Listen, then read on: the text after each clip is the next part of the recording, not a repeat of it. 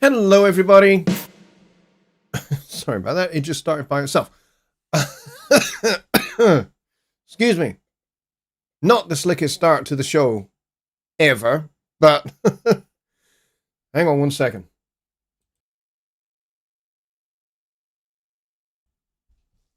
Sorry, I have a massive amount of phlegm stuck at the back of my throat. I'm going to try and make it through the show without having to do that again. Anyway, I hope everybody is doing well and has had a great weekend. Actually, I've had a really, really good weekend. It's been a busy one, but it's been a good one. But I do have actually the beginning stages of a cold, which is not much fun. So I basically collapsed into bed this afternoon and slept for about 5 hours. So just so that I could get up some energy for doing tonight's show. So here we are.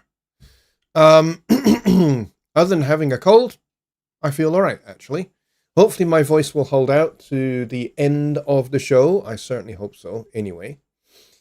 Let's see. So please excuse the humming and snorting and all of that crap, because I'm going to be doing it pretty much throughout the entire show, unfortunately. So, not much fun. So, Billy Morgan was first in the door, followed by Daryl Harrison, and Tony Stringer is here as well, bright and early. Good to see you, mate. Dwayne has the first question of the evening. Hopefully there will be many more questions. We got the W5 family. That's my good friend Craig and his lovely family. And we've got Steve Wilson here as well. We got Caldridge out. We got Chris Mrekna, who says, "Happy days, my friends," which is a lovely way to put it. Yes, thank you very much, Chris. Hope you're having a happy day as well. Who else do we have?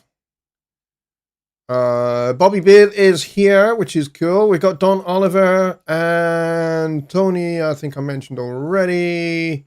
And we got Dave as well, is actually here. Oh, you guys are saying no video. Yeah, there is video. I don't know what you're talking about because I can see it. You guys should be looking at my camera view because that's what should be showing right now. And I can see the fact that I'm looking at the camera view. So, Billy, I'm not sure what you're talking about. Because I am definitely broadcasting the camera view. And not the screen or the intro. So, you may need to drop out and come back in. And hopefully you should see that it is on the correct view. If anyone else is seeing the same thing, let me know, and I'll have to restart the stream, but you guys should be able to see my camera. Dwayne says he sees video, so yep, everybody should be able to see the same thing. So it looks like it's a thing with your computer or your network or your internet or something, or as Dave says, turn on the other monitor. Yeah. We got David Douglas here as well, which is awesome. Hello, David. Good to see you. Welcome to the show, everybody. And yes, I am on. Thank you, David. Thank you for confirming that. Yep. So everybody should be seeing me looking at you there and pointing my fingers at you. If you're not seeing that, then you are either watching somebody else's YouTube channel or you are watching something else.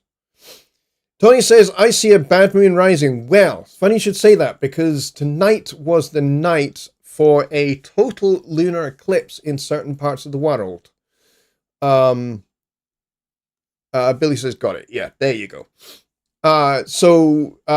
Unfortunately, we couldn't see it here in Scotland because of two things. Number one, extremely thick, heavy, dark cloud. And two, it was absolutely pissing it down with rain. So there was just no chance we were ever going to see it. So it was a little bit disappointing, because now I'll have to wait until 2026. And even then, it's not going to be, for us, it's not going to be a total eclipse.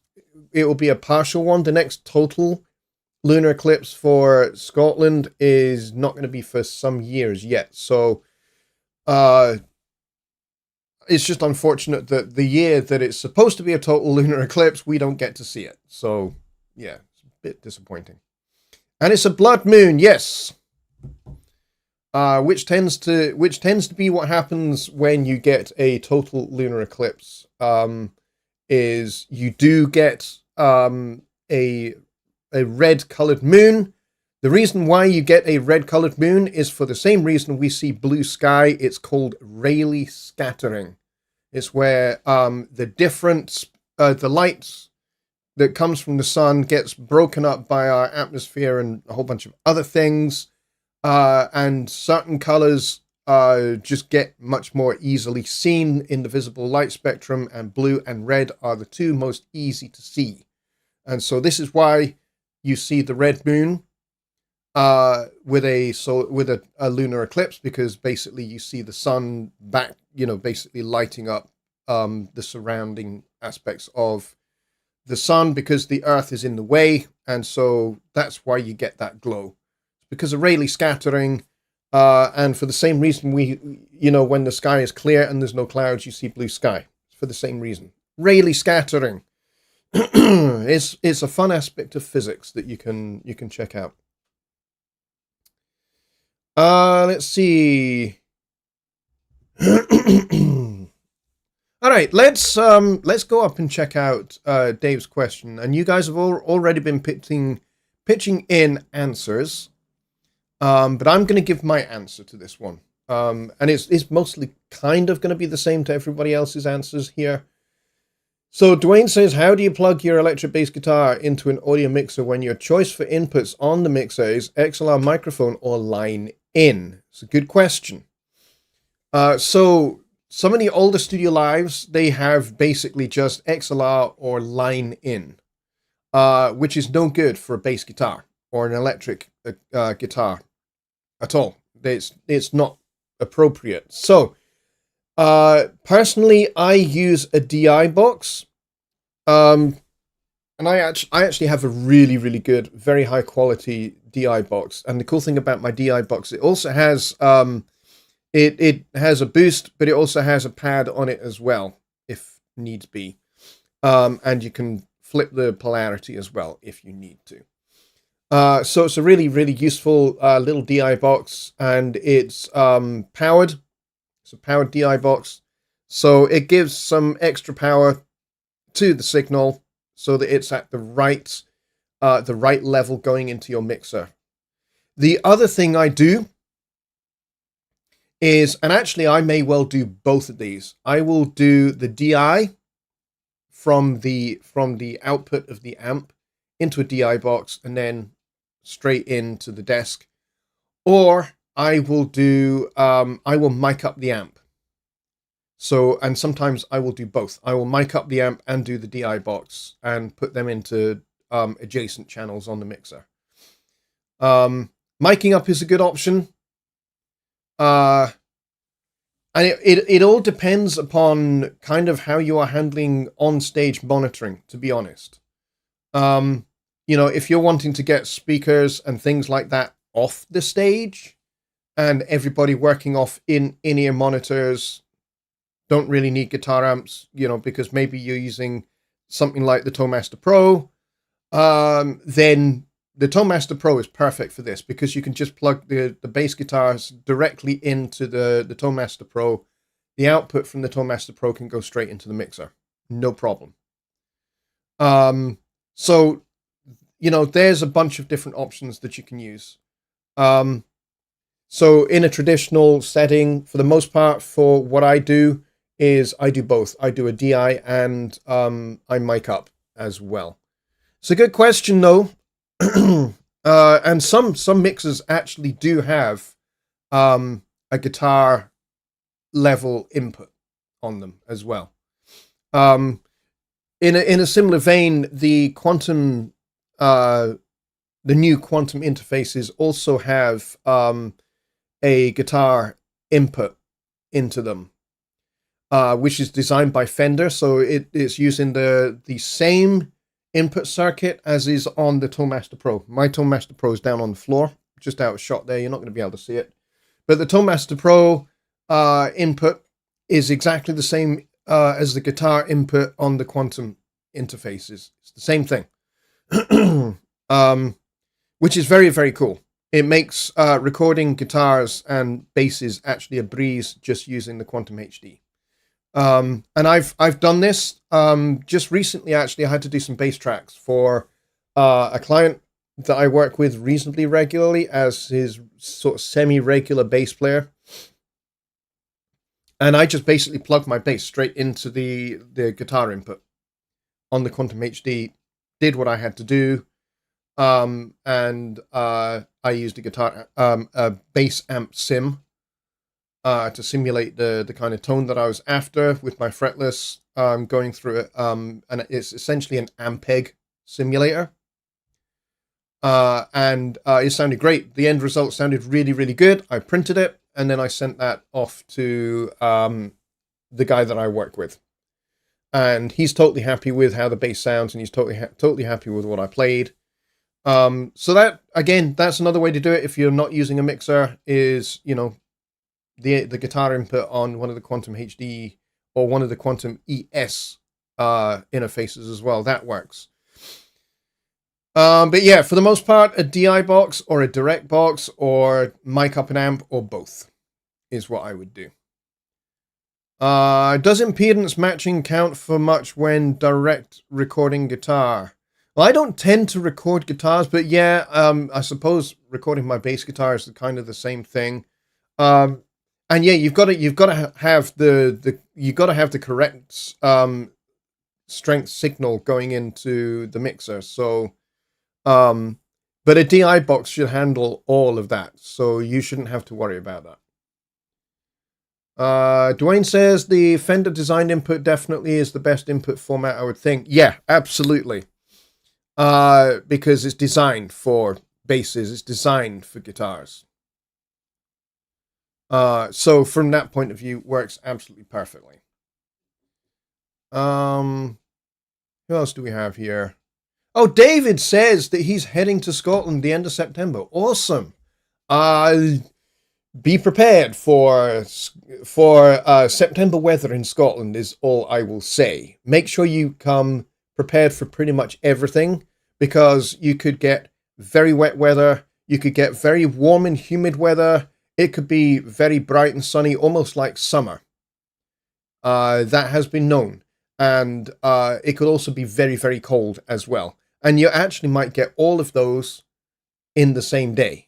So come with plenty of different clothing options is what I'd recommend if you're going to be here in the back end of September, because weather can be very, very fickle in Scotland at that time of year. And then it does start to become reliably cold. Once you get into October, the temperature definitely does become reliably colder. And the weather definitely becomes more wet than dry when you get that into that part of the year. So yeah, just come prepared for every possible weather eventuality you can think of, really, because you will likely get them. So you might get one day where you're wearing t-shirt and shorts, and then that might be in the morning, and then in the afternoon it's like you want to put a jumper on, you want to put a coat on and trousers because it's raining like shit. So yeah, come prepared for all of that. And come prepared to be surprised by any of that, because even though if you look at a rain radar and you'll go, the rain radar seems to be showing that there's no rain for at least 3 hours. This means I can go out without my coat for at least 3 hours. Be prepared to get caught out. It's not because the rain radar is wrong necessarily. It's because you can get what we would call, rain out of nowhere. And what causes that is where you get an extreme amount of warm, moist air going up into the air very, very fast, forms a cloud very quickly. It cools very quickly, and then you get rain out of pretty much nowhere. So the sky can be blue, and then within 10 minutes it can be filled in and it will rain. And your little radar app will not have predicted that. So you got to be prepared for that, especially if you're up in the Highlands. You got to be prepared for that. That would be my advice as well. Just Bob said some amps have a line out as well. So yeah, you could use a DI or you could just use the direct line out. Tony says this might be too involved, but I'm having a couple of friends recording acoustic guitars. How do I give each of them their own mix using a 4-channel interface? With difficulty. Good luck. The first thing I would suggest doing is making Q mixes in Studio One. And then you are going to have to route those Q mixes to outputs that you can then go into a headphone amplifier for each of your guitar players. So with a 4-channel interface, that can be very challenging. But it's not impossible to do. But yeah, you're going to need separate headphone amp, most likely, and then you're going to have to use Q mixes to route how you want the mix to be set up, and then have that routed to an output. So, for example, if you have a pair of outputs that are going to speakers, and then you have let's say two other pairs of outputs, those can go to headphone amps, and then your people can listen in those, connect their headphones to those, and then they'll be able to set up Q mixes, and you'll be able to give them exactly what they want. So whatever they want, if they want more guitar, more bass, more vocals, whatever they want, you can do that with the Q mix sliders in the sends section or the Q mix section in the Studio One song, and then that will determine what gets routed to those outputs. So yeah, Q mixes is gonna be the way to go there, and yes, they are always stereo. You can't do mono Q mixes. They are always stereo. But yes, another good question.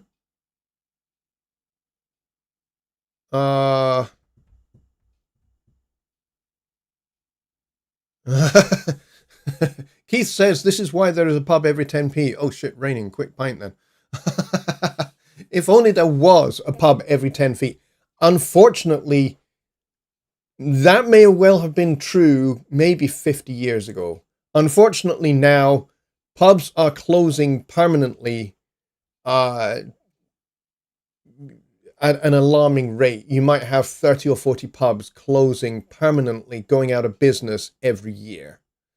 And in fact, one of my favorite pubs that I have spent a lot of happy times in Edinburgh, they went out of business just about a month ago. And they had been open constantly 7 days a week since 1792. Not the oldest continuously operational pub, but, a long time. A long, long time. The oldest pub goes back to the days of Samuel Pepys in the 1600s. And that pub is still going and is still serving people 7 days a week, every week of the year, even at Christmas and New Year's. It doesn't close, basically.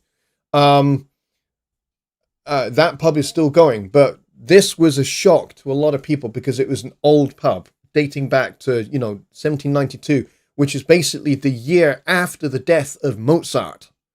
Just to put that into a historical context for you. So kind of towards the end of the classical music period, that's when that pub was first opened, and it had operated continuously 7 days a week until a month ago, and it's gone out of business, and it's unfortunately not going to reopen as a pub.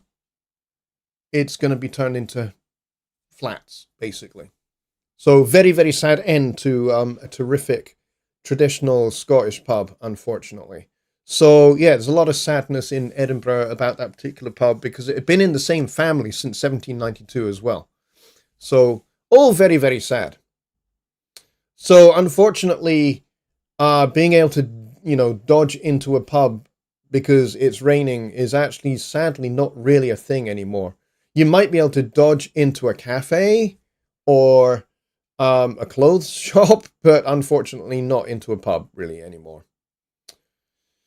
Tony says, Studio One excels at this because I remember I used to do this when I had my studio way back when. I just forgot how to do it. Yeah, Q mixes. Yes. So if you've got a little 4-channel interface, it's going to be a little bit more difficult because you may not have a lot of outputs.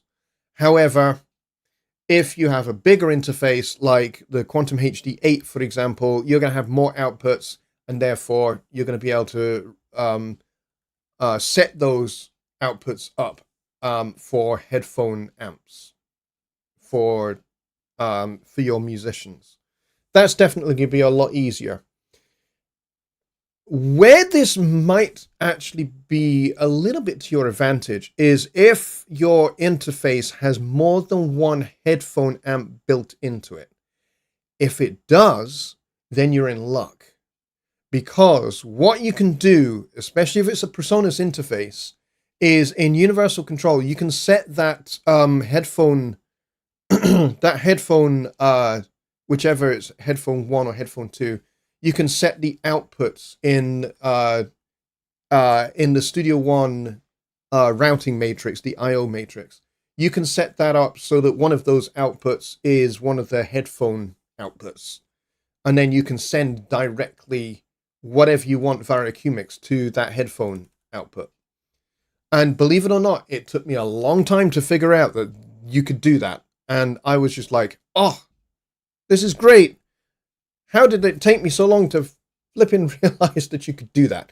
But once I learned that you could do that, then it made the whole point of having more than one headphone amp on an interface logical and sensible. So you can set one of those up as headphone output 1, headphone output 2, set them up in the Studio I/O matrix as outputs. So headphone output 1, headphone output 2, and make sure the routing is going to either of those. And then when you set up your QMix, QMix 1 can be going to headphone 1, QMix 2 can be going to headphone 2, and then that way you can set up using the sliders on any channel as to what you want, how you want the mix set up for each of your headphone outputs. And you have the Audion ID44 with 2 headphone outs. There you go. So you are in a much better position than others, for sure. Yeah, the ID44 will do that. I think the 4-channel Quantum ES interface has 2 headphone outputs. Certainly the HD8, which is what I have here, has 2 headphone outputs, and I think the HD2 does as well. And then there are other interfaces as well. Like, I think some of the larger format audio boxes had that as well. Those are sadly all discontinued, apart from the USB 96, which I think is not discontinued yet. But all the other audio boxes are discontinued now. But some of the larger format audio boxes had 2 inputs as well. So yeah.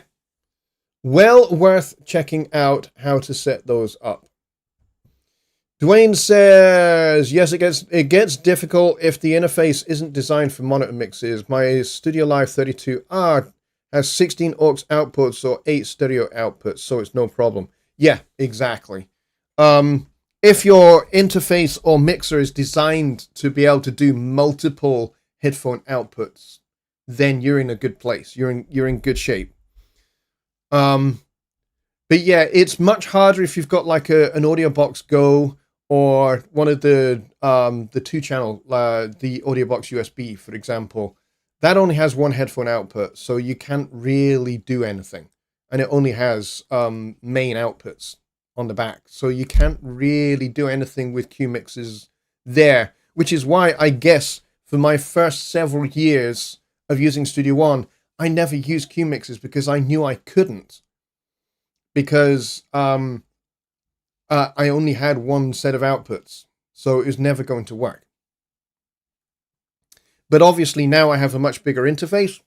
Before I had the HD8, I had the 1824C, which has two headphone outputs on it. So again, same thing. I'm kind of covered, but it also has plenty of outputs on the back as well.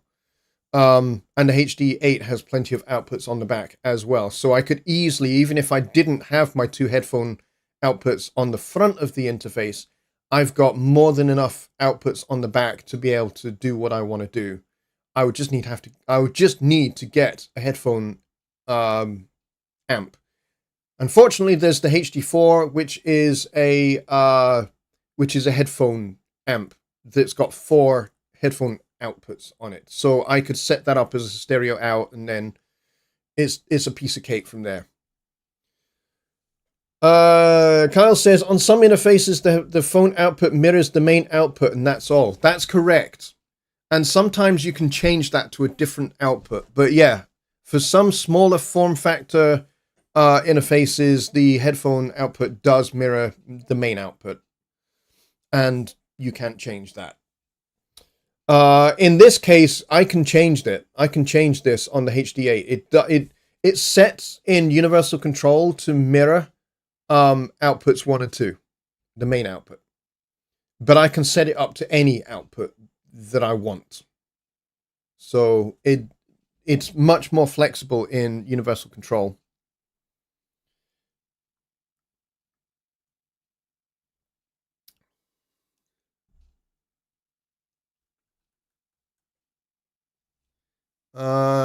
Dave says, I'm thinking that you can send a main mix to headphones while sending said main mix to another main mix. I don't think you can do that. You can certainly send main mix to headphones, as Kyle just said, that for the most part, on some interfaces, the headphone amp is basically set to mirror the main mix. So it's already doing that. You don't need to send it. It's already doing that. So it's set up that way.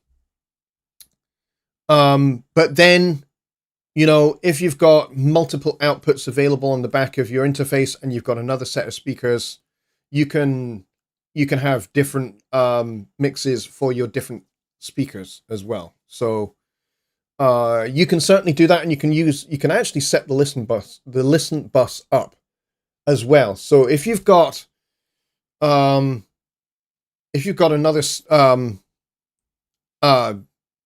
set of speakers in another room, for example, or you've got a headphone amp in another room, for example, you can set the listen bus up to be your main mix in the control room, and then what they are listening to is another mix. And then you can be on the listen bus in your studio, and you can solo different things, and they'll never hear you soloing anything. They'll just hear the main mix. And what you're doing is you have a separate mix that you are controlling in the control room, and they have a different mix. So they'll never hear you soloing something. Which is great, because that's how the old SSL consoles used to work. It's exactly how they used to work. So I can remember many a time being in the studio where I learned how to mix on the SSL console, and I can remember that we would be the singer would be rehearsing with the band, and she would be in the vocal booth. The band would be in the main live room, and she'd be in the vocal booth, and they'd be rehearsing away, and we would solo the vocals so that we could dial in the tone that we wanted for her voice, and then we'd switch back to main regularly to see how it works with the band, the whole band mix as well. But we'd be able to solo her voice in the control room and dial in the compressors and the EQs and everything else on the console, and outboard gear as well. And the vocalist would be completely none the wiser, because that they wouldn't be listening to the control room mix. They would be listening to a separate mix. And so that was kind of how I always expected that things should just work like that. It only kind of works how I want it to in Studio One and with mixers and interfaces kind of now. Now that we have the listen bus, makes it a lot easier. I mean, before the listen bus, you would just set up a separate bus channel, and you would do it like that. But yeah, having the listen bus now is a great addition to Studio One. It makes being able to work in that environment a lot easier. Sean Carr is in the house. Hello, my friend. Good to see you. I hope you're doing well, mate. Kyle says, Dave has a bunch of skinless cats wandering his property. That's funny. All right, anybody else got any other questions? Because we are now at the halfway point. We got 22 people here, but only 9 likes. Come on, people. Let's have a like rally. If you like what I'm doing here, and you like this show, admittedly, I'm a little bit lower energy than I would normally be. Sorry about that, folks. Yeah, I just have a cold, and I'm not feeling particularly great. But I'm here, and you know, this is what I do every Sunday, and I try to do my best to be here every Sunday.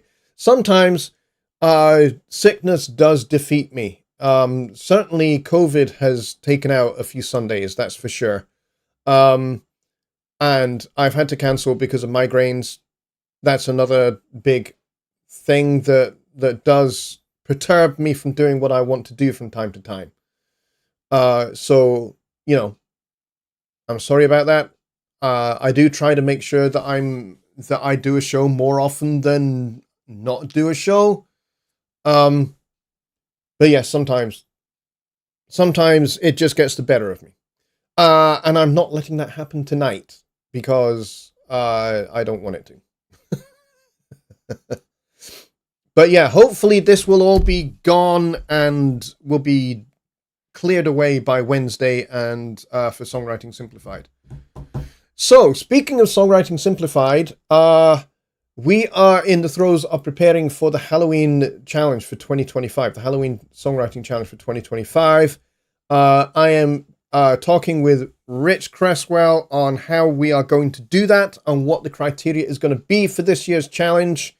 There will be a new workspace created for you guys to upload all of your works and also to talk to each other about your works and listen to each other's works so that everybody has a chance to give each other feedback on their songs before they submit their final songs. We'll have a folder just like we did last year where you put your final submissions, but you know, throughout the course of the challenge, you can put works in progress up in there as well so that people can give feedback and you can basically work kind of together on helping each other develop the best possible songs. And then when we get close to the closing date, that folder is going to be there and you can drop your final submissions into that. And those will be the submissions that we listen to. So make sure that when you get to that point, and you make sure to actually put your final submission in there. Don't, you know, accidentally put a previous work in progress in there. Put the final one in there. And as there has been in the past, there will be a prize. Don't know what that's going to be yet, but there will be a prize for sure. It might be a smack in the mouth from me and a kick in the face from Rich, but you will get a prize. That will definitely be the case. But Rich has added an extra dimension that he's going to, if any of you that put in a final submission, also upload it to somewhere like Bandcamp, where you can sell your music, Rich will go and buy your song. So, and that'll earn you a little bit of extra cash as well. So if that is something that appeals to you, then by all means, post up your works onto somewhere like Bandcamp. Bandcamp is just one option. Find another place where you can sell your music. Reverb Nation is another one. Just let us know where it is. Send us a link to where it is, along with your final submission, and then Rich will go and purchase, because he wants to do you people good. And this is great. I mean, this is what these challenges are all about.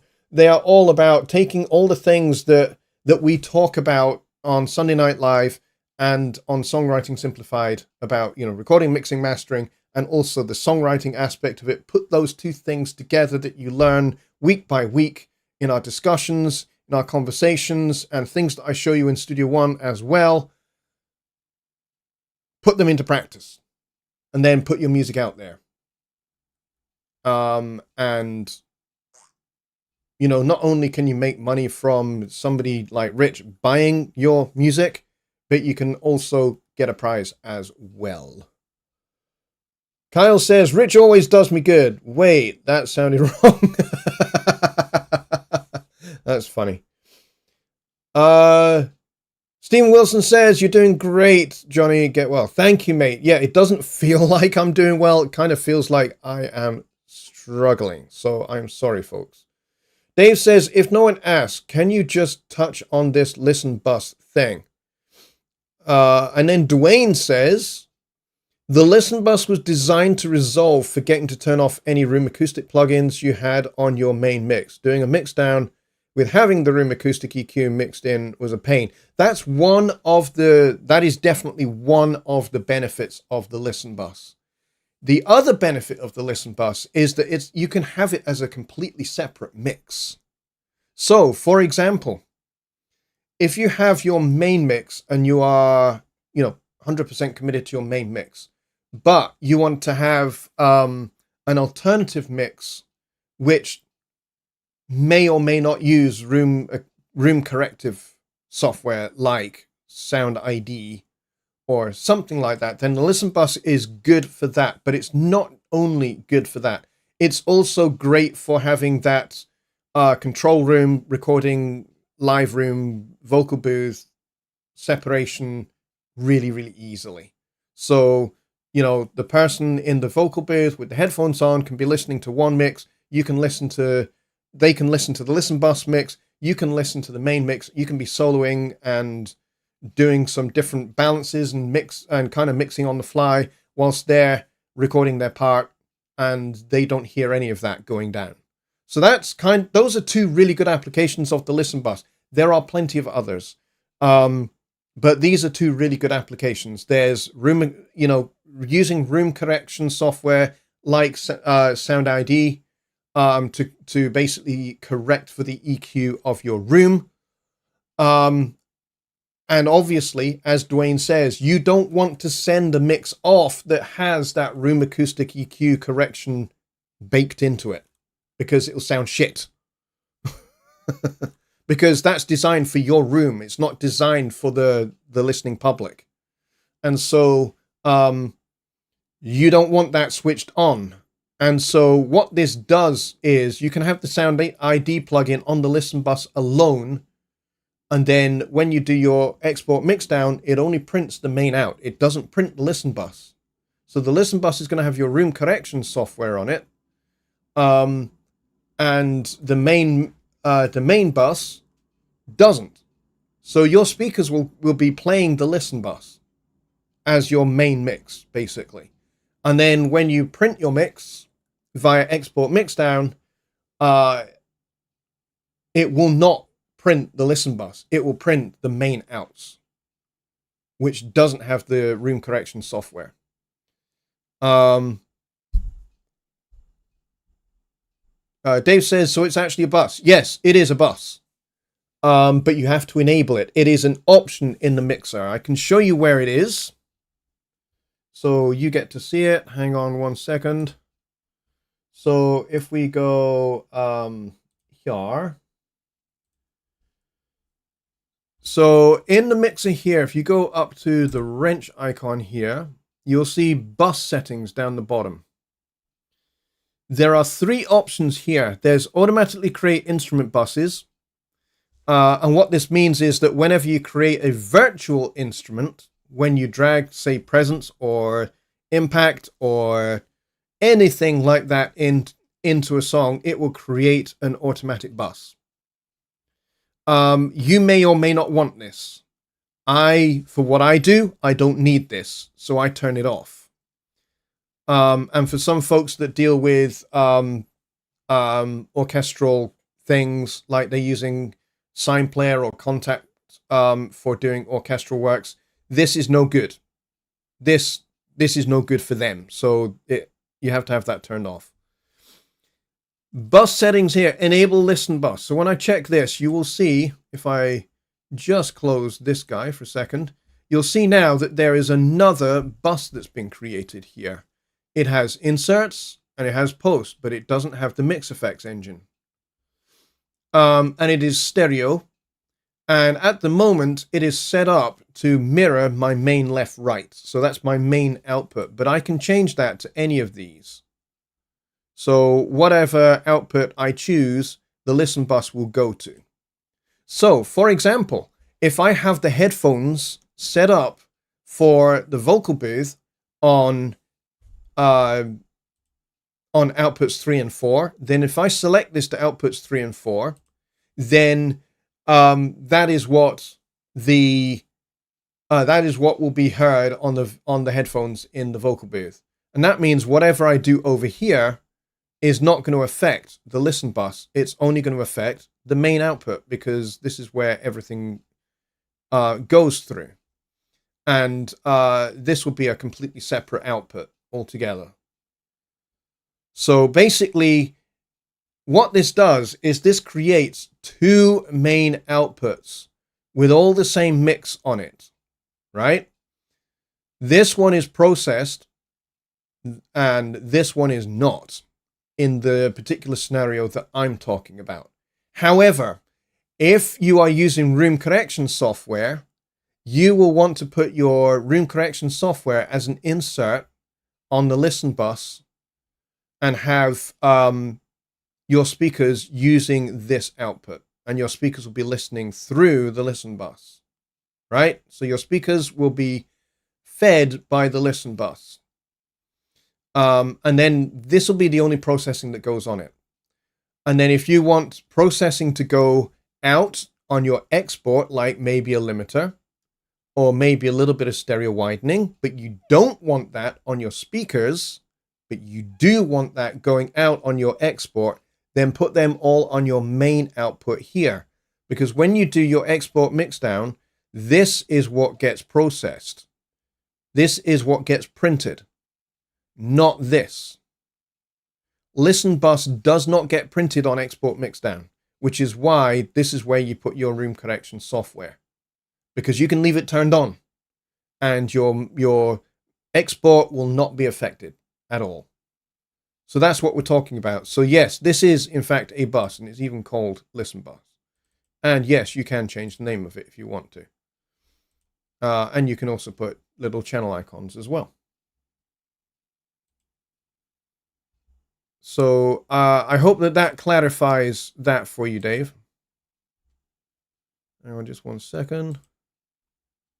What's going on here? There we go. Okay, I'm back. It was just not changing over from Studio One over to my browser for some reason. I don't know why that was doing that. But anyway, there you go.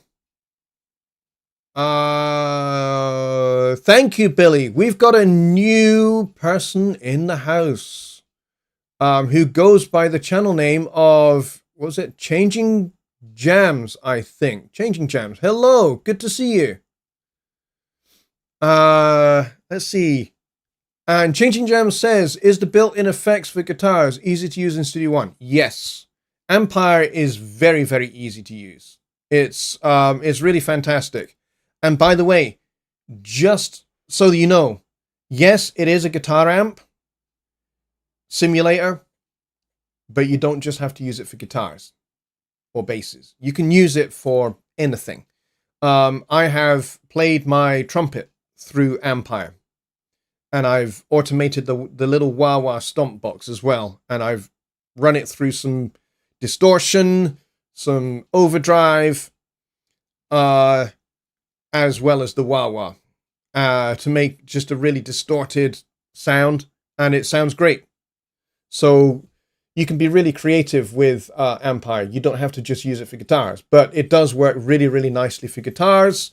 It was updated maybe about 5 years ago to include a little bit of what we at Presonus call state space modeling, which basically means the amps are physically modeled. It uses physical modeling technology. So that basically when you play your guitar through that amp, it is as if you are playing it through the actual amp. It is very, very cool. It used to be a little bit plastic sounding, a few years back, but now it actually sounds really, really, really good. And let's just say it's only going to get better.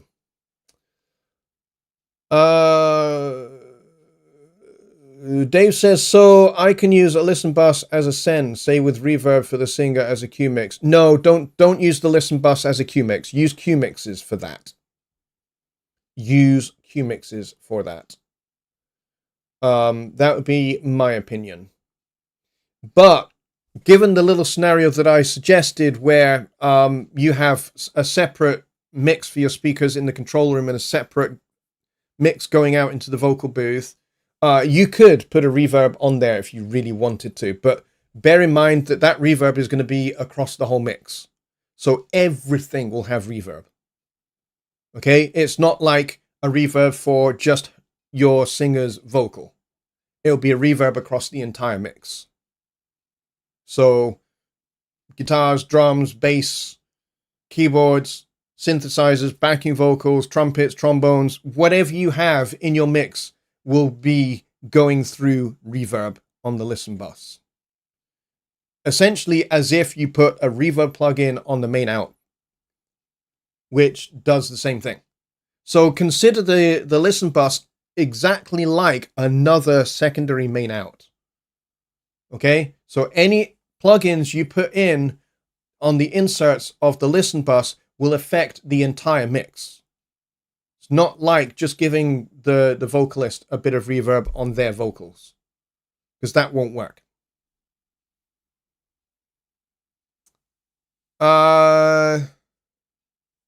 Just Bob says, can you load IR amp captures with Ampire? Yes, you can.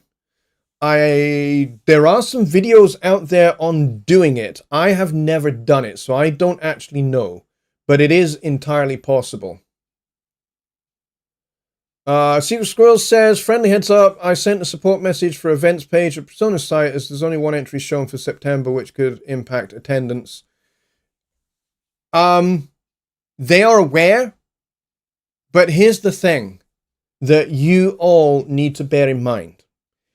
That is not automated. It is not an automated process. There is no automated process for updating the events page. It's not like things come up on a calendar and then they automatically populate the events page.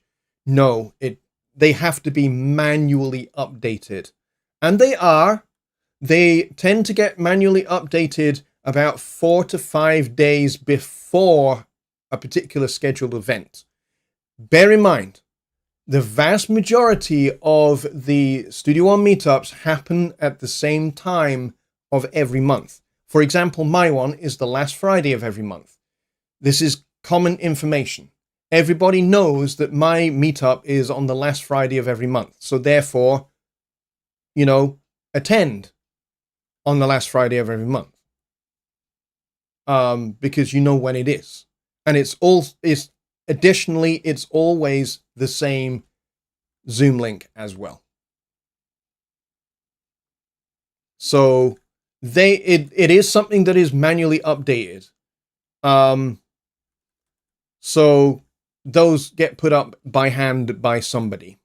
who basically devotes their time to doing that periodically. And they basically do it so that the event goes up 4 days ahead of the event. So if there is one event in September and there's another event like mine at the end of the month, it may not appear on the personas.com website page in the events section until nearer the time, like 4 to 5 days before the last Friday of the month. So bear that in mind. It does get updated. It gets updated manually. And it gets updated so that those events are in the events page 4 to 5 days before the actual event itself. Point number 1. Point number 2, it's always the same Zoom link. Make sure you have saved that Zoom link. Bookmark it. Put it on a notepad or something like that. So that you've always got that link, and then you can just go in it every, in my case, last Friday of every month. So you always know when it's going to be. It's always the same time. It's always the same day. It's always the same part of the month. Most of them don't move. There are maybe 1, maybe 2 of the regular Studio One meetups that do actually move. Like maybe they are every other month, or maybe it's on a Tuesday one month and a Friday another month. So those are the only real variations. Everything else is kind of like it's like clockwork. You know when it's going to be. Like, for example, you know when your favorite TV show is going to be on every week because it's on at the same day, at the same time, on the same channel. So you know when it's going to be. You don't even have to look it up in, the TV listings. You know when it is, so you don't have to go, oh, it's not listed in the TV guide, but you know exactly when it's going to be. So you can assume, therefore, because you know exactly when it's going to be, that you just go and it will be there. But thank you anyway. And speaking of meetups, Billy's meetup happens in 5 minutes. So this is your 5-minute warning, folks. Immediately after this show is crap, I forget which one yours is, Billy. Is yours the New Orleans one? I can't remember. I think it is. I think it's the New Orleans one. DJ Big Scully Gaming and Music says, what's up, good people? Hello, welcome to the show. We are just about to finish, so you have come at the end of the show, unfortunately. But just so you know that this show always, unless I cancel the show, it always starts at 6 p.m. Central Time in the US. So be that daylight savings time or just regular time, it's always 6 p.m. If you're in the UK, there are 2 times in the year when it moves. It goes back an hour to 11, and that's when winter and summer times start and stop. But otherwise, if you're in the United States, it's always 6 p.m. Central. So that's when this show is every Sunday, 6 p.m. Central. Songwriting Simplified is also at 6 p.m. Central, but that's on a Wednesday. So the only person that moves is me. I move according to when daylight savings and winter time start and stop. So basically in the springtime, when the clocks go and change, I change. Until the UK clocks change. It's usually about a week. It's usually like a week or 2 where daylight savings and regular time are kind of out of sync with each other between the US and the UK. And when that happens, I move my show back an hour for a couple of weeks. And then at the other end in the wintertime, I do the same as well. So, but those are the only 2 times in the year that it changes. Otherwise, it's 6 p.m. Central. It's always, regardless. What the point I'm trying to make here very badly is whatever time of the year it is, it's always 6 p.m. Central in the US. In the UK, 2 times a year, it will be at 11 p.m. instead of midnight. In the springtime and the wintertime.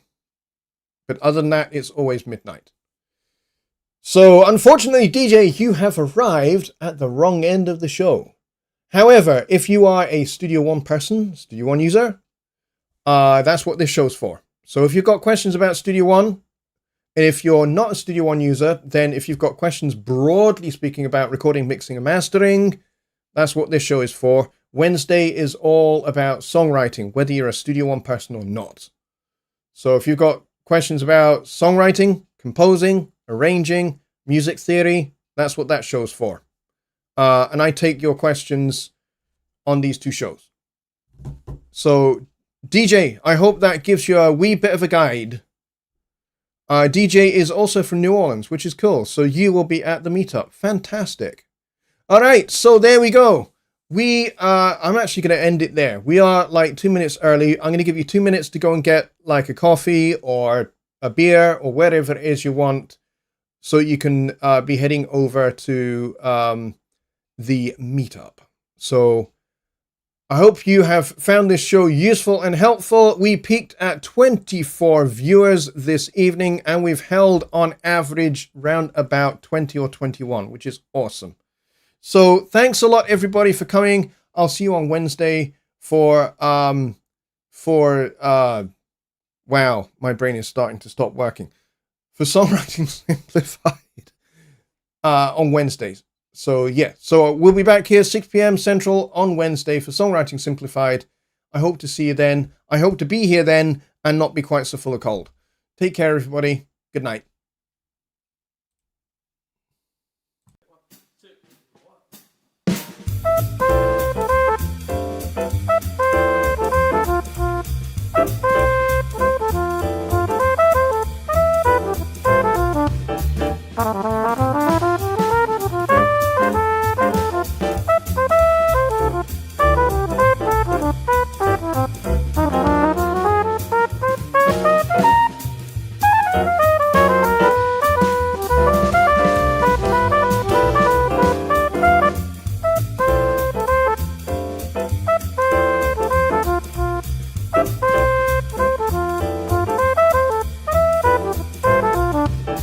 Bye.